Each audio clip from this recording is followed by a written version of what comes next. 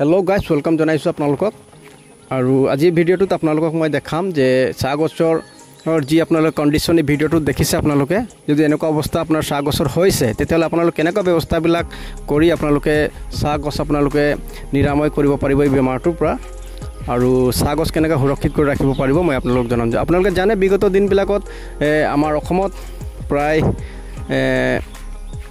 जी गरम এই গৰমৰ তাপমাত্ৰা আপোনাৰ 38 পৰা 38 to 40 ডিগ্ৰী সেলসিয়াস লৈকে বাঢ়ি গৈছে আৰু এই প্ৰখৰ ৰদত এই গৰমত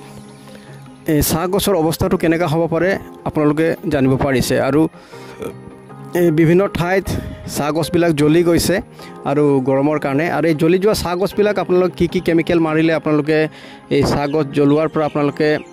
হকা পাব এই বিষয়ে মই জানাব বিচাৰিছো তো প্ৰথমতে যদি আপোনাৰ চাহ গছজোপা যদি এই দৰে জ্বলি গৈছে তেতিয়া হলে আপুনি মন কৰিব লাগিব যে যাতে চাহ গছজোপা যাতে কমপ্লিটলি আপোনাৰ মৰহি না যায় যাতে কমপ্লিট মানে শেষ হৈ না যায় এই বস্তুটো আপুনি লক্ষ্য কৰিব লাগিব আৰু তাৰ কাৰণে ইয়াৰ পৰা আপোনালোকে চাহ গছজোপা বচাবৰ কাৰণে আপোনালোকে প্ৰথমতে এটা কেমিকেল মাৰিবৰ কাৰণে মই এডভাইস কৰিম আৰু সেই কেমিকেলটো হৈছে প্ৰথমতে ব্লাইটক্স এই ব্লাইটক্স কেমিকেলটো আপোনালোকে প্ৰথমতে স্প্ৰে কৰিব আৰু এই ব্লাইটক্স কেমিকেলটো স্প্ৰে কৰাৰ এক সপ্তাহ পিছত আপোনালোকে আৰু এটা কেমিকেল যেটো মই এটো আপোনালোকে যি স্ক্ৰিনত আপোনালোকে যেটো কেমিকেল দেখিছে এই আপোনালোকে এই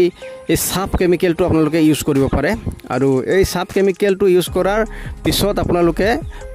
এক সপ্তাহ বা 10 দিনৰ পিছত আপোনালোকে হেক্সাকেনাজল বুলি যেটো কেমিকেল আছে এই হেক্সাকেনাজল কেমিকেলটো আপোনালোকে ইউজ কৰিব তো গতিকে আজি মই ভিডিওটোৰ যোগেদি আপোনালোকে এইটোৱে মই জনাব বিচাৰিছো যে যদি আপোনাৰ চাহ বাগান এনেকুৱা জ্বলি গৈছে বা মৰহি গৈছে বা হেতা পৰি যোৱা নিচিনা হৈছে তেতিয়াহলে আপোনালোকে এই তিনটা কেমিকেল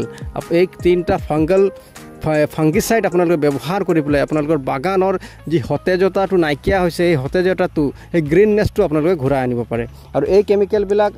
মই নিজে ইউজ কৰিছো আৰু আজি মই নিজে ইউজ কৰাৰ পিছত মোৰ অভিজ্ঞতা হোৱাৰ পিছত মই আজি আপোনালোকক শেয়াৰ কৰিছো গতিকে মই আশা কৰিছো যদি আপোনালোকৰ বাগানত এনেদৰে সূৰ্যৰ তাপৰ জৰিয়তে যদি আপোনাৰ বাগান জ্বলি গৈছে তেতিয়াহলে আপোনালোকে এই তিনটা কেমিকেল আপোনালোকে ইউজ কৰক আৰু ড'জবিলাক মই স্ক্ৰিনত দি দিছো যে আপোনালোকে কিমান লিটাৰত কিমান দিব লাগিব আৰু কোনটো সময়ত মাৰিব লাগিব এইবিলাক মই স্ক্ৰিনত আপোনালোকক দি দিছো এইবিলাক আপোনালোকে চাব আৰু চাই এই ফাংগিসাইড দৰব কিটা আপোনালোকে ক্ৰয়